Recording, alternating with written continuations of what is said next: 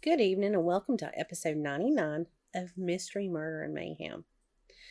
Before I get started tonight, I just want to offer my most heartfelt, sincere condolences to the Hillbilly Horror Stories family.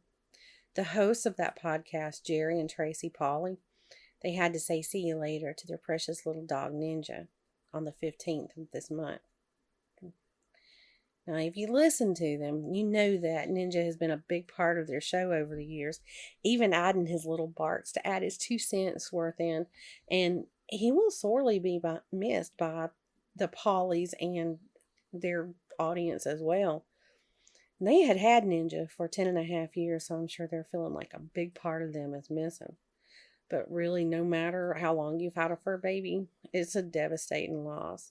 So my heart really goes out to them. Okay, so tonight I'm going to be bringing you the story of the other notorious Jeffrey from crime history. His crime took place back in 1970 while he was stationed at Fort Bragg in North Carolina, and he was serving in the U.S. Army. The story is pretty sad to say the least, but you're going to want to hear it, so stick around.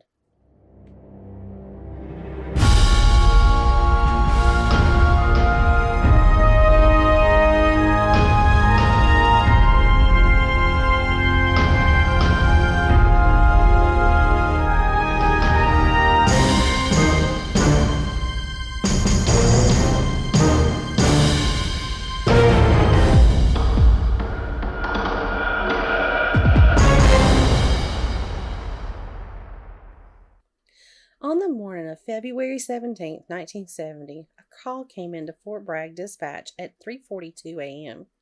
Military officers thought that they were responding to a domestic dispute, but when they arrived at 544 Castle Drive, there was nothing that could have prepared them for what they found. The home was located on base and was occupied with Green Beret Group Surgeon Jeffrey McDonald, his wife Colette, and their 2 daughters, 5-year-old Kimberly and 2-year-old Kristen. It had been Jeffrey McDonald who had placed the phone call that morning. When officers arrived, they found the beaten and butchered bodies of Colette, Kimberly, and Kristen in their bedrooms. They found Jeffrey laying across his wife's chest, and he had also been stabbed, and one of the MPs had to give him mouth to mouth to bring him back to consciousness.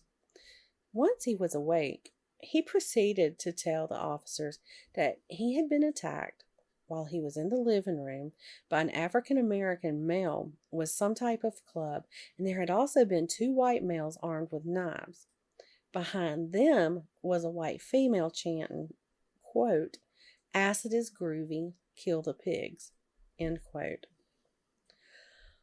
Army Criminal Investigation Division officers arrived on the scene just in time to see Jeffrey McDonald being loaded into an ambulance. And while it's true that he suffered a stab wound to the chest, somehow he had miraculously not received as bad of an attack as his wife and daughters. The circumstances were puzzling, and adding to the confusion was the question of who would have wanted to do something like this to a young family. Well, as you can imagine, once the news spread of the violent attack on the McDonald family, there was a wave of panic that spread across Fort Bragg. I'm sure the people there were wondering if they were endangered also. I mean, was there a crazed gang of acid addicts on the loose there on the base?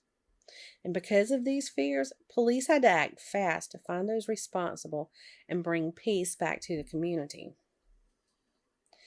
So, who is Jeffrey McDonald?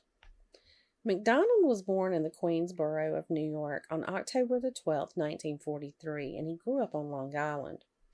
In high school, he was voted as most popular and most likely to succeed, and on top of those honors, he served as the senior class president and the captain of the football team. All through high school, his grades were among the top of his class, and because of that, he received a scholarship to Princeton. All through college, he continued to date Colette, who had been his high school sweetheart. The couple married in September of 1963 after Colette found out that she was pregnant. From there, they moved with their baby daughter to Chicago, where he attended Northwestern University's medical school and trained to become a doctor. Well, after their second daughter was born, McDonald landed an internship at Columbia Presbyterian Medical Center in New York City. So, by all accounts and appearances, it looked like the McDonald family was set for a bright future. In July of 1969, McDonald joined the United States Army and was stationed in Fort Bragg, North Carolina. There he served as the group surgeon of the Green Berets, 3rd Special Forces Group, and quickly rose through the ranks to captain. So again, things were looking bright for the family, but about a year after enlisting, things would take a turn. So back to the crime scene. Investigators started analyzing that crime scene. Colette, who had been 4 months pregnant at the time of the murder, was found with dozens of stab wounds in the area of her neck and chest. Plus, her head had been beaten in with something like a baseball bat or club. Across the headboard of the couple's bed was the word pig written in blood. In the children's bedrooms, Kimberly had been stabbed numerous times and had also been beaten. 2-year-old Kristen had been stabbed to death as well. In the living room, MPs noticed that there was a coffee table laying over on its side on top of a stack of magazines. And over from it was a flower pot that had been tipped over on the floor and a pair of eyeglasses that were spattered with blood. And when they talked to McDonald, he told them that after he finished his shift at the base hospital, he took his daughters to feed the pony they had gotten for Christmas. And once they were back home, McDonald said that he changed into his pajamas, enjoyed a quick dinner with his family, and Colette left for her child's psychology class that she was taking. Well, after she left for that class, he got his daughters ready for bed. And sometime during the night, Kristen woke up and asked if they could watch TV together, so they went into the living room. Well, shortly after that, Kristen went back to bed, and Colette returned home from her class and she went to bed herself. A little while later, while he was watching TV, he heard Kristen crying, but instead of being in her own bed, she was in bed with Colette. McDonald realized that she had wet the bed, so he cleaned her up, put her back in her own bed, and then he went to sleep on the couch. The next time that he woke up, it was to his wife screaming, and then he realized that Kimberly was screaming too. When McDonald opened his eyes, he realized that he was surrounded by the 4 people that I had described earlier. And he also went on to say that the African-American male had E6 sergeant stripes on his jacket.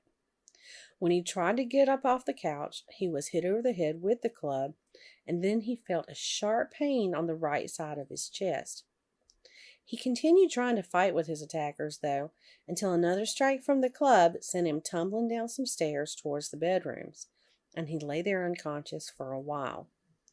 When he woke up, he was beside Colette and saw that she had a knife in her chest. He removed the knife, tried giving her mouth to mouth, and then covered her chest with his pajama top. After he checked on his kids, he called the police and said, quote, "We've been stabbed. People are dying," end quote. But was McDonald telling the truth?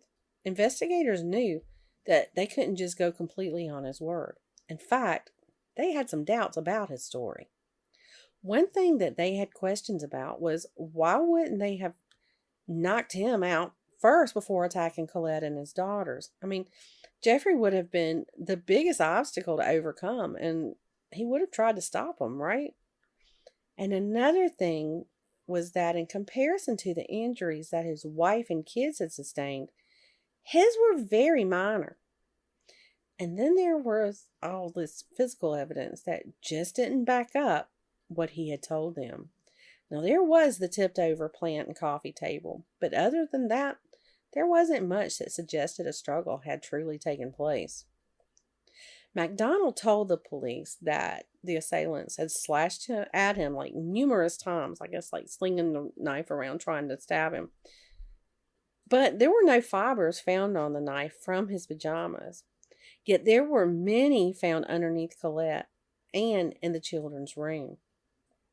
There was one even found underneath one of Kristen's fingernails. So it just didn't add up to investigators. And y'all get this. The blood found on those eyeglasses in the living room had actually been blood from Kristen. Those glasses belonged to Jeffrey McDonald, and he had claimed that he hadn't been wearing his glasses when he went to check on the kids. Another damning piece of evidence that was found was a pair of surgical gloves beneath the headboard where pig had been written. Tests proved that those gloves matched a box of gloves that had been found under the kitchen sink. But it doesn't end there. Drops of Jeffrey's blood were found on a kitchen cabinet, and behind the home lay an ice pick, a kitchen knife, and a blood-covered piece of wood that was about the same size as a baseball bat. One curious thing that police noticed was that 3 times MacDonald told them to tell CID that it had been him who had removed the knife from his wife's chest. So it was like he was given a reason that his fingerprints would be on the knife. Well, come to find out, Colette hadn't even been stabbed with that knife. Nothing that MacDonald had told them was adding up. Like, it's as they say, the math isn't mathing. Well, it took a little time and some effort, but the CID came up with a theory about what they believed happened that night. They believed that Jeffrey and Colette had an argument that escalated when she hit him with a hairbrush. Jeffrey came after her with a piece of wood and clubbed her with it. Kimberly may have accidentally been struck at that point because fluid from her brain was found in the doorway, so MacDonald carried her back to her room to finish her off. Then he killed little Kristen so that there wouldn't be any witnesses. To make it look like an unknown group of people had attacked the family, MacDonald stabbed himself. And I did read that one of the persons who examined that stab wound said it was done with surgical precision. And, like I said, Jeffrey was a surgeon. On May 1st, 1970, Jeffrey MacDonald was arrested for the murders of his wife and daughters. Well, unfortunately, CID didn't keep the crime scene from being contaminated, so a lot of the evidence was unusable. So then they began trying to coerce him into confessing. They read him his rights and they started questioning him. And throughout the questioning, MacDonald displayed very little emotion. And at that point, he didn't confess, but they did get him to agree to a polygraph test.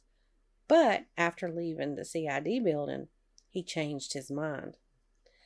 So at that point, the Army put him under armed guard and used an Article 32 investigation, which meant that MacDonald would have to appear in court. But when he appeared in court, the officer presiding over the proceedings had a hard time finding MacDonald guilty beyond a reasonable doubt because of the mistakes the CID had made with preserving the crime scene. Casting more doubt on the case was the testimony of a 17-year-old woman named Helena Stokely. She was a member of the local hippie community who was also a police informant. She had made remarks to the officers that she worked with that gave them the idea that she was actually there when the murders were taking place. She said that she didn't have many memories of that night because she had been high, but she actually was known to wear a blonde wig, a large floppy hat, and boots, which were exactly what MacDonald had described the female as wearing. And to add to that was the testimony of an MP who claimed to have seen someone matching her description standing just a few blocks from the MacDonald's home about an hour after the murders. Even Helena's brother said that he believed she had been there because she had told their mom that. But y'all, there's even more complications to this. Helena's boyfriend, Greg Mitchell, confessed to committing the murders. along with Helena, and it had been a part of like a cult type killing. But no one took his confession seriously. But with nothing to solidly tie MacDonald to the crimes, charges against him were dropped in October of 1970. Well, after the charges were dropped, MacDonald moved to California and resumed his medical career. And while he's out in California starting a new life, Helena was still talking to the police, but she was giving them contradicting statements.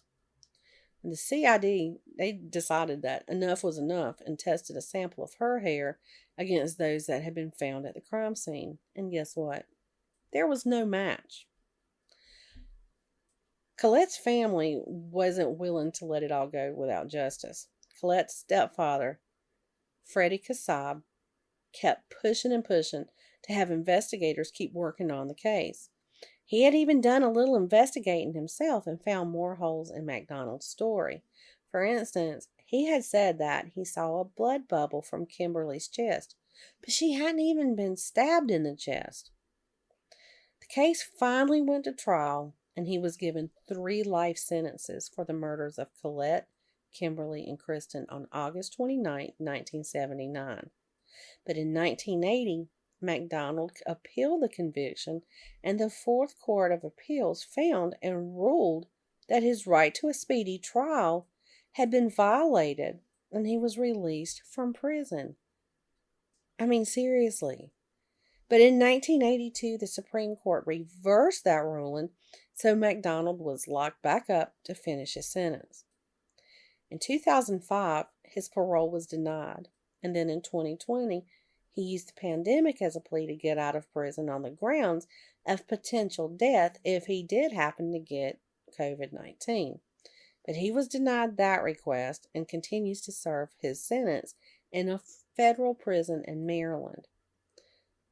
Colette and her daughters were laid to rest in Washington Memorial Park on Long Island. All 3 graves are inscribed with Colette's maiden name of Stevenson as their last name. Since being incarcerated, MacDonald has remarried to Catherine Courage in August of 2002. The two had known each other at an earlier point in time, but became reacquainted after she sent him a letter offering legal assistance. Long story short, their friendship became a romantic relationship, and the two were married while he was incarcerated in California. Since then, he's been transferred to the prison he is currently in Maryland. Now, the answer of why he killed his wife and children will never truly be known, because I doubt that MacDonald will ever confess. And the theory I mentioned earlier about Jeffrey and Colette having an argument that escalated to a physical altercation has never been proven. It's just one of those things that we'll probably never really know the answer to. Well, y'all, that's all I have for tonight's episode. Be sure to come back next week on Wednesday night for episode 100 of Mystery, Murder, and Magic. Mystery, Murder, and Mayhem. I still say magic sometimes, but it's Mystery, Murder, and Mayhem. Y'all have a good night.